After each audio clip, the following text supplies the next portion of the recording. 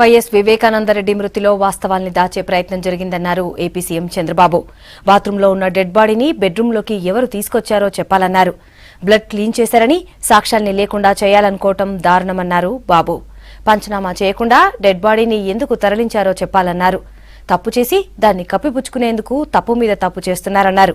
హత్య జరిగిన విషయాన్ని ఎందుకు దాచిపెట్టాలనుకున్నారో చెప్పాలన్నారు బాబు.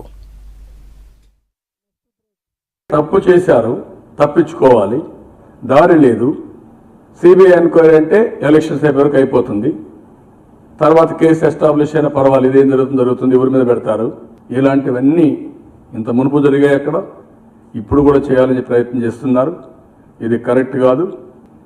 నేరాలు చేయడంలో దిట్టలైన వ్యక్తులు ఏ విధంగా నేరాలు చేస్తారు, ఇదొకటి మరొక ఎగ్జాంపుల్, పరాకాష్ట. కడాన కుటుంబ సభ్యుడు చనిపోయిన మానవత్వం లేకుండా, సాక్ష్యాలు కూడా లేకుండా చేయాలనుకోవడం చాలా దుర్మార్గం. ఇది హత్య చేసిన తర్వాత ఆ హత్యను కప్పిపుచ్చుకోవడానికి సాక్ష్యాల్ని కనుమరుగు చేయడం చాలా నేరం, చాలా దారుణం. అది కూడా కుటుంబ సభ్యుడు, వేరే వాళ్ళు కాదు. అలాంటి కుటుంబ సభ్యుడి యొక్క హత్యను కూడా సాక్ష్యాధారాలు లేకుండా చేయాలనుకోవడం అనేది ఎంత కరుడుగట్టిన నేరం, ప్రజలు ఆలోచించాల్సిన అవసరం ఉంది. ఇలాంటి వ్యక్తులు రాజకీయాల్లో ఉండడం మన దౌర్భాగ్యం.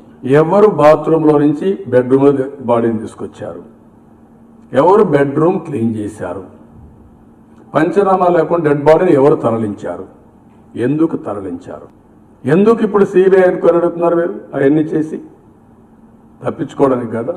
అంటే తప్పు చేసి తప్పించుకోవడం ఎంత నేరం అండి. అందులో మీ రిలేటివ్, మీ చిన్నాన్న చనిపోతే కూడా నీకు కరుణ లేకపోతే, అది హత్య అయితే నీకు బాధ లేకపోతే ఏం చెప్పాలి? ఇంక మీరు నేను చనిపోతే ఏమవుతుందంటే నీకు లెక్క. ఎప్పుడైతే పోస్ట్ మార్టం ఇది హత్య, బలమైన గాయాలు జరిగాయి, మెదడు కూడా బయట వచ్చింది, చాలా డెడ్లీ వెపన్స్ వాడారు అని చెప్పారో అప్పుడు స్వరం మార్చారు. మార్నింగ్ నుంచి ఈవినింగ్ వరకు రకరకాల స్వరాలు వచ్చాయి. మార్నింగ్ అసలు 8 o'clock వరకు కంప్లైంట్ ఇవ్వాల. కంప్లైంట్ ఇచ్చింది 8, ఆయన చూసింది 5:36. ఎస్పీ చెప్పింది వాళ్ళ కుటుంబ సభ్యులు ఒక లెటర్ ఇచ్చారు. ఆ లెటర్లో ఏమి రాశాడు? డ్రైవర్ని రమ్మన్నాడు, ఆయన కోపం వచ్చింది, నన్ను చంపబోతున్నాడు అని ఇచ్చాడు. ఆ మాట చెప్పారు, టీవీలో కూడా వస్తున్నాయి, చంపబోతున్నాడు. Then what?